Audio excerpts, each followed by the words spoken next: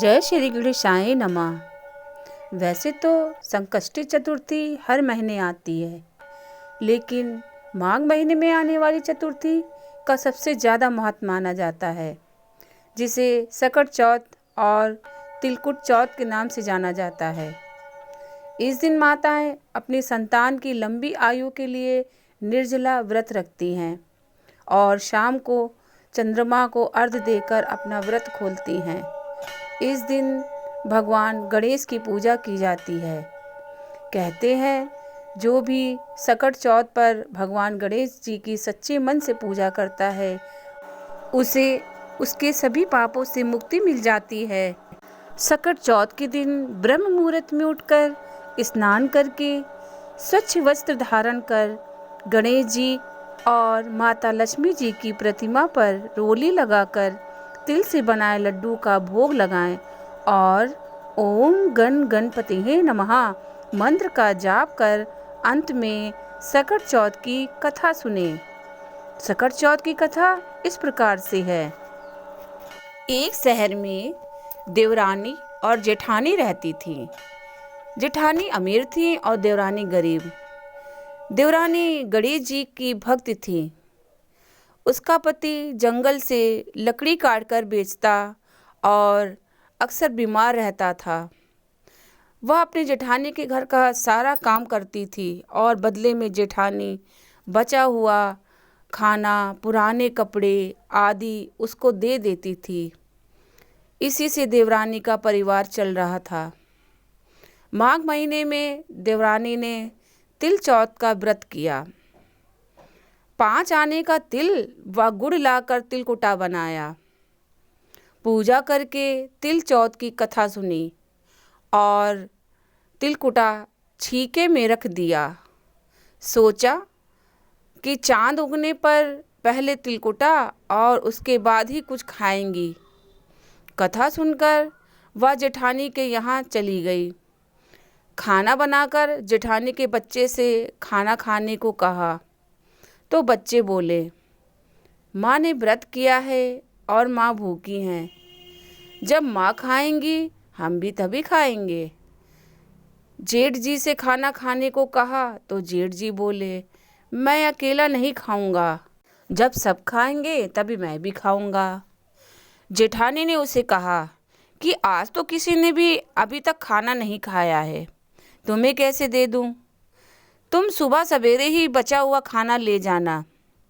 देवरानी के घर पर पति बच्चे सब आस लगाए बैठे थे कि आज तो त्योहार है, इसलिए कुछ पकवान आदि खाने को मिलेगा।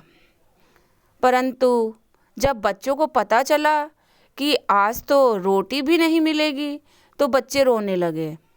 उसके पति को बहुत गुस्सा आया।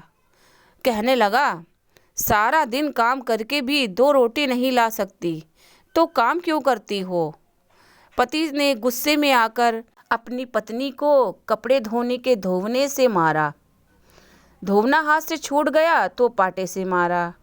वह बेचारी गणेश जी को याद करती हुई रोते रोते पानी पीकर सो गई।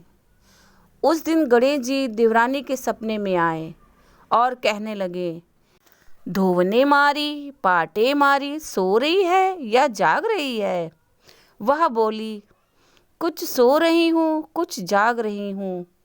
गणेश जी बोले, भूख लगी है, बेटी कुछ खाने को दे दो। देवरानी बोली, क्या दूँ? मेरे घर में तो अन्न का एक दाना भी नहीं है। जेठानी बचा हुआ खाना दे देती थी, आज वह भी नहीं मिला। पूजा का बचा हुआ तिलकुटा छीके में पड़ा है, वही खा लो।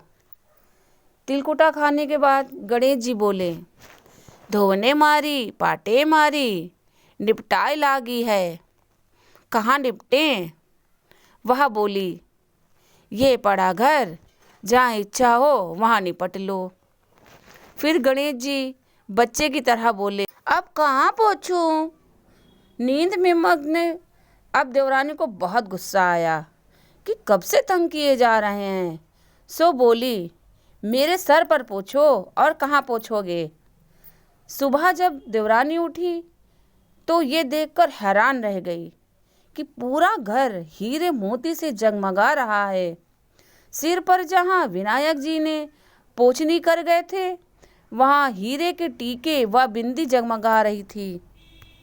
उस दिन देवरानी जेठानी के घर काम करने नहीं गई। बड़ी देर तक राह देखने के बाद जेठानी ने बच्चों को देवरानी को बुलाने भेजा। जेठानी ने सोचा कल खाना नहीं दिया, इसीलिए शायद देवरानी बुरा मान गई है। बच्चे गए और बोले, चाची चलो, माँ ने बुलाया है, सारा काम पड़ा है।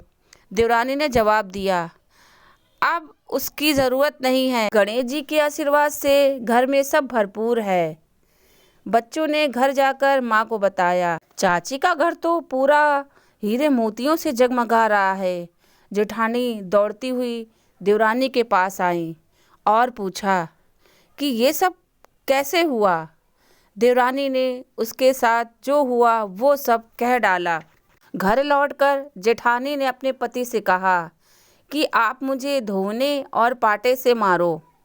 उसका पति बोला, भली मानस, मैंने कभी तुम पर हाथ भी नहीं उठाया, मैं तुम्हें धोने और पाटे से कैसे मार सकता हूँ। परंतु वह नहीं मानी और जिद करने लगी।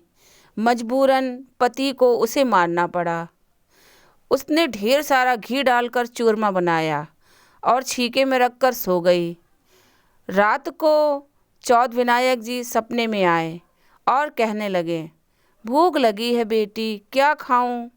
जेठानी ने कहा, हे गणेश जी महाराज, मेरी देवरानी के यहाँ तो आपने सूखा तिलकुटा खाया था। मैंने तो झरते घी का चूरमा बनाकर आपके लिए छीके में रखा है। फल और मेवे भी रखे हैं, जो चाहे खा लीजिए। बाल स्वरूप गणेश जी बोले, अब निपटे कहाँ। जेठानी बोली, उसके यहाँ तो टूटी फूटी झोपड़ी थी, मेरे यहाँ तो कंचन के महल हैं, जहाँ चाहो निपट लो। फिर गणेश जी ने पूछा, अब पोछू कहाँ। जेठानी बोली, मेरे ललाट पर बड़ी सी बिंदी लगाकर पोछ लो। धन की भूखी जेठानी सुबह बहुत जल्दी उठ गई। सोचा हीरे जवाहरात से घर भर चुका होगा, पर देखा तो पूरे घर में गंदगी फैली हुई थी और बदबू आ रही थी। उसके सिर पर भी बहुत सी गंदगी लगी हुई थी। उसने कहा, हे गणेश जी महाराज, ये आपने क्या किया। मुझसे रूठे और देवरानी पर टूटे। जेठानी ने घर की सफाई करने की बहुत कोशिश की, परंतु गंदगी और ज़्यादा फैलती गई। जेठानी के पति को मालूम चला तो वह भी बहुत गुस्सा हुआ और बोला, तेरे पास इतना सब कुछ था, फिर भी तेरा मन नहीं भरा। परेशान होकर वह चौथ के गणेश जी से मदद की विनती करने लगी। गणेश जी ने कहा, देवरानी से जलन करने के कारण तूने जो किया, यह उसी का फल है। अब तू अपने धन में से आधा धन उसे देगी, तभी यह सब साफ होगा। उसने आधा धन बांट दिया, किंतु मोहरों की एक हांडी चूल्हे के नीचे गाड़ रखी थी। उसने सोचा किसी को पता नहीं चलेगा, और उसने उस धन को नहीं बांटा। उसने कहा, हे श्री गणेश जी महाराज, अब तो अपना यह बिखराव समेटो। वे बोले, पहले चूल्हे के नीचे गाड़ी हुई मोहरों की हांडी सहित ताक में रखी हुई 2 सुई के भी 2 हिस्से कर। इस प्रकार गजानन ने बाल से रूप में आकर सुई जैसी छोटी चीज का भी बंटवारा किया और अपनी माया समेटी। हे गणेश जी महाराज, जैसी आपने देवरानी पर कृपा की, वैसी सब पर करना। कहानी कहने वाले, सुनने वाले व हुंकारा भरने वाले सब पर आप कृपा करना। किंतु जेठानी को जैसी सजा दी, वैसी किसी को मत करना। बोलो गणेश जी महाराज की जय। बोलो चौथ माता की जय।